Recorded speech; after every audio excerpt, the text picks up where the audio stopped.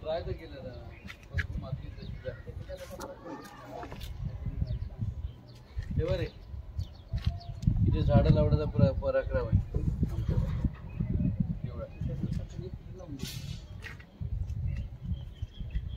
कुठे जायला हवं, कुठे शेतात लावलं तर चालत. तुमच्या शेतातच लावलं. शेतात तर लावणारच आहे. त्याच्यात पण बेलाची लावल्या तुमची निघाली आता लावलेले. हे बरं एवढी जरी लागवड केली. हे जे आहे ना त्या दिवशी सर आले होते. हे झाड कसलं माहिती आहे का, एक टेंभुर्णी येते बघा, अशी एक चिकूचा एक प्रकार आहे. पांढरवाल्यासारखं नाही, पिवळ्या कलरचं येतं. पिवळा कलर राहतो आणि त्याच्यात बीज असतं. बी जी असते ना ती चिकूचा एक प्रकार आहे टेंभुर्णी. आता म्हणजे ज्येष्ठ नाबूद झाला त्याच्या बिड्या बनतात. हो.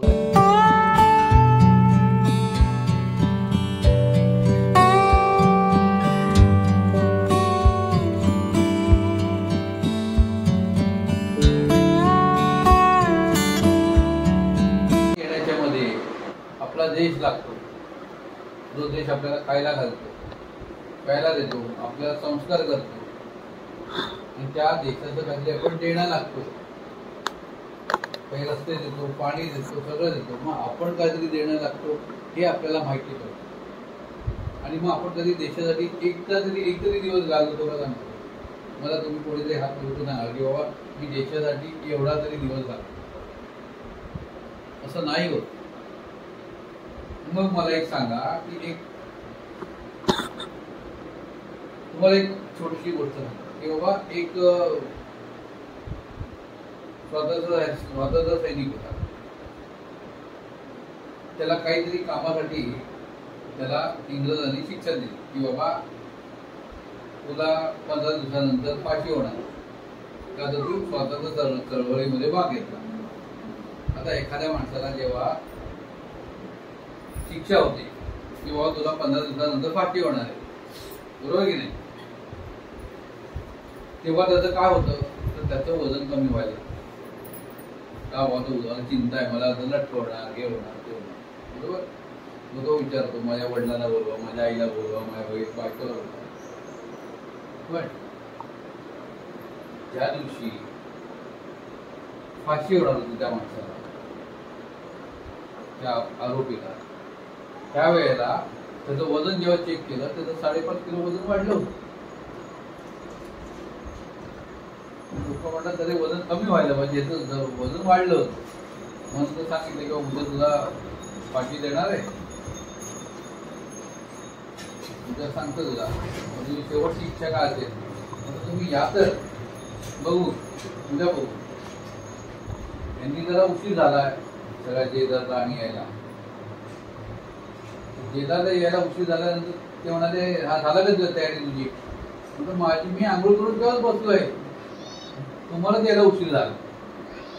म्हणजे बाबा तुझी शेवटची इच्छा काय म्हणतात. तुम्ही सकाळी पुस्तक वाचायला घेतलंय, 15 पानं राहिलीच वाचायची, ती पूर्ण करू दे मग आपण जाऊया. म्हणजे असं विलक्षण अवतार असलेला महापुरुष म्हणजे आपला भगतसिंग. त्याचं म्हणणं होतं की माझ्या देशासाठी मी जन्माला आलो आणि माझ्या देशासाठी मला जायचं.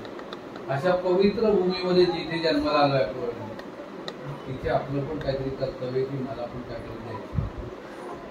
मी बरेच दिवस विचार करत होतो, म्हणजे मी ह्या गावचा जावई आहे असा खरे माझी ओळख आहे. पण मला असं म्हणायचं आहे की आपले हे जे धामणगाव आहे, हे धामणगाव आज उठलेलं आहे की नकाशावर मोजलं जात नाही किंवा त्याची स्वतःची ओळख नाही. मग शिवाजीराव आणि आम्ही सगळेजण जेव्हा विचार केला तर मला असं आम्हाला करायचं आहे की आम्हाला आमच्या धामणगावची ओळख ही सगळ्या जगामध्ये व्हायला पाहिजे, असं काहीतरी करायचंय. आणि असं करताना ह्या गावातला एकही मुलगा, एकही माणूस त्यातून सुटला नाही पाहिजे, असं काहीतरी कार्य करायचं आहे की आमच्या धामणगावची मुलं आमच्या धामणगावमध्ये येताना त्यांनी काहीतरी मोठं केलंय असं वाटलं पाहिजे. एवढंच काय, आमची मुलं जी IT कंपनीमध्ये काम करतात, मुंबईला जातात किंवा पुढे काम करतात, पुढे जातात, त्यांनी परत येऊन सांगितलं पाहिजे, अरे माझं गाव बघायला. मग यासाठी मला काय करता येईल? ते कमी होऊन 40 वर येण्याचा प्रयत्न होईल. बरोबर आहे. झाडं वाढली तर झाडावर पक्षी जास्त येतील. पक्ष्यांचा प्रवाह झाला की परागीकरण वाढेल. तिथे भरपूर झाडं स्वतः वाढायला लागतील. अशामुळे लागणारं जे चक्र आहे ते चक्र जास्त वाढायला लागलं तर आमच्याकडे पाऊस पण जास्त होईल.